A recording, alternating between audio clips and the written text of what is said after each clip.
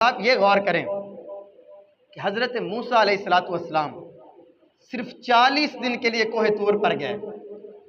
پہلے 1 مہینے کے لیے گئے، پھر اللہ تبارک و تعالیٰ نے مزید 10 دن رکنے کا فرمایا.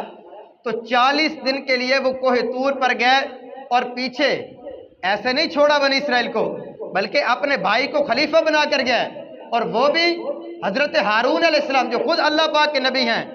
لیکن اس کے باوجود بنی اسرائیل والے شرک میں مبتلا ہو گئے. اس کے باوجود وہ دین پر قائم نہ رہ سکے اور بچھڑے کی پوجا کرنا شروع کر دی. لیکن قربان جائیں کہ نبی کریم علیہ السلام کو اس ظاہری دنیا سے گئے ہوئے 1450 سال کا عرصہ گزر چکا ہے، اور آج بھی نبی کریم علیہ السلام کی امت اللہ تبارک و تعالیٰ کی وحدانیت والے عقیدے پر قائم اور دائم ہے.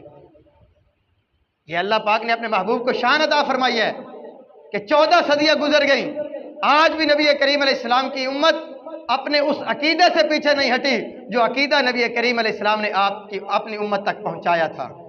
آج بھی اس توحید والے عقیدے پر نبی کریم علیہ السلام کی امت قائم ہے.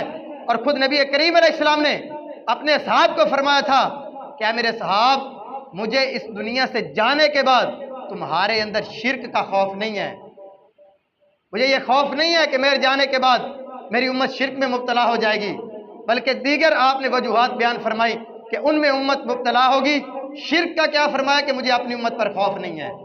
تو یہ نبی کریم علیہ السلام کی شان ہے، اور یہ امت محمدیہ کی شان ہے کہ آج تک نبی کریم علیہ السلام کے بتائے ہوئے طریقے پر اور جو عقیدہ نبی کریم علیہ السلام اپنی امت کو دے کر گئے، امت آج بھی اس عقیدے پر قائم ہے اور اللہ تبارک و تعالیٰ کے ساتھ شرک نہیں کرتی.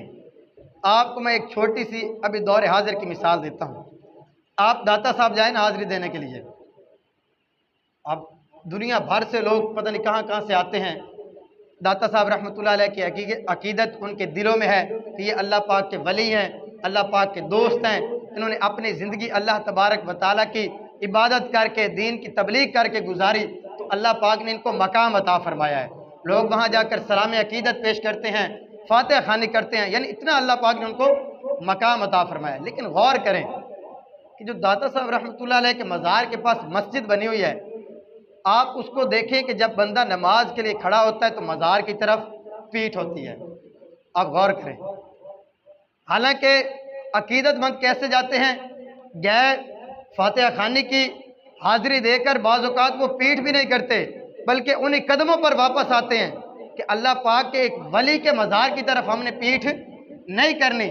لیکن جب نماز کا وقت ہو جاتا ہے تو گویا یہ پیغام دیا جاتا ہے کہ ہم داتا صاحب رحمۃ اللہ علیہ کو اللہ پاک کا ولی مانتے ہیں، اللہ پاک کا دوست اور مقرب بندہ مانتے ہیں، لیکن داتا صاحب کو نہ اللہ پاک کے برابر سمجھتے ہیں اور نہ ہی ان کے اندر کوئی شرک والی صفت ہم مانتے ہیں. یہ پیغام دیا جا رہا ہوتا ہے کہ ہم داتا صاحب کو خدا نہیں مانتے، نہ ہی ہم ان کو کوئی خدا کے ساتھ شریک ٹھہراتے ہیں، بلکہ جب نماز کا ٹائم ہوتا ہے تو اسی مزار کی طرف پیٹ کر کے اللہ تبارک و تعالیٰ کی بارگاہ میں بندہ نماز شروع کر دیتا ہے. یہ ایک چھوٹی سی مثال ہے.